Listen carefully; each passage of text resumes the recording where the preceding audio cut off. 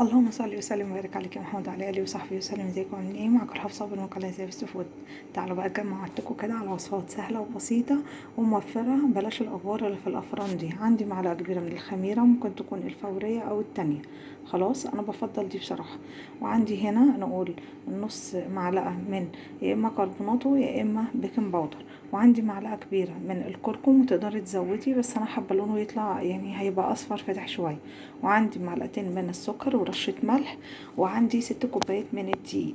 تمام، يعني هاتي الكيلو وشيلي منه ايه كوبايه كده، بس كده يا ست الكل. وهبدا انزل عندي هنا حوالي 3 معالق من الزيت. تمام، وكل اللي انا هعمله ان انا هنزل ميه دافيه واحده واحده. هبدا بقى انزل ميه دافيه يا جماعه عشان الخميره تتفاعل.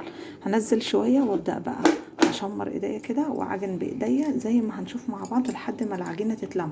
طب احط قد ايه؟ هتحطي على طول العجينه هتفلت منك، تمام.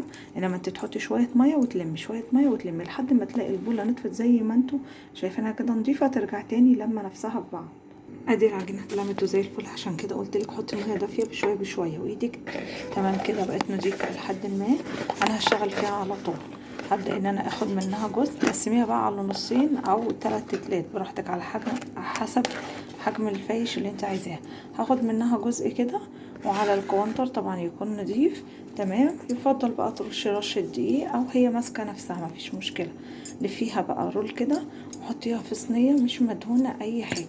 هنلفها كده رول، بصوا بمنتهى السهوله، يعني عايزه اقولك ما بتاخدش حاجه. تمام، الفها بقى رول كده عامله زي رغيف الفينو، حابه تكبريها براحتك خالص. تمام، انا حاساها صغيره قوي، ماشي هي لسه هتخمر بس حاساها صغيره، فانا ممكن ان انا ازود كده. هاخد نص العجينه اقسمها على مرتين.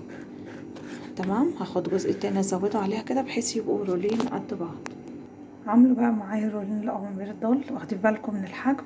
هسيبها بقى لحد ما تختمر براحتها خالص في مكان دافي، ونشوفها بعد الخمر عامله ازاي. بصوا العجينه اختمرت طبعا وعليت اهو. انا حطيت بس ايه معلقه الكربونات، نص معلقه الكربونات او البيكنج باودر، عشان بس ايه تسرع معايا الدنيا.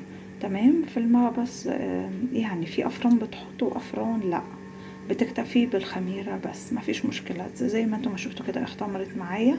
تمام، انا حطيت زي ما قلت لك كربوناتو عشان تديها برضو ايه تفريغه من جوه كده.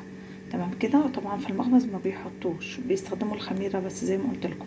ادخلها بقى فرن عالي جدا. تمام، دي اول مرحله، يا دوبك يستووا معايا وبعد كده نشوف هنعمل ايه. عند الفاش الاحمر بعد ما طلع وسيبناه يهدى تماما، لازم تسيبيه يهدى. تمام، او احط ايديا عليه. هبدا بقى ان انا اقطعه شرايح عشان نقدمه بألف هنا وشفا. هتقطعيه شرايح وتدخليه تاني الفرن، بس المرة دي على درجة حرارة هادية خالص عشان ينشف ويحمص معاكي. تمام، هقطعه بقى دلوقتي من غير اي حاجة. قطعتهم ما شاء الله عملوا لي صاجين. هبدا بقى ادخلهم على درجه حراره هاديه جدا لحد ما ينشفوا ونقدمهم بألف هنا وشفا. دي عندي الفاش الأقمر لما دخلته لتاني مره، بس طبعا لو هتحطيه في فرن غاز بيبقى التسويه احسن من كده. بس الفرن بتاعي ايه بعافيه شويه، شايفين؟ شايفين يا جماعه؟ بصوا ما شاء الله، اللهم بارك يا رب، اللهم بارك. بصوا قمر، يعني ايه حتى لو الفرن بتاعنا بايظ مش هنعرف نعمل شويه فيش، لا هنعمل. مش محتاجه الا كوبايه شاي او شاي بحليب، وبألف هنا وشفا. اتمنى تجربوا الطريقه سهله وبسيطه. قمر قمر، بصوا الجمال. شايفين يا جماعه التفريغه بتاعته؟ لو عجبكم الفيديو تشتركوا في القناه وتفعلوا زر الجرس. كانت معكم رحاب صابر من قناه زي بيست فود، وشكرا والسلام عليكم ورحمه الله وبركاته. باي باي.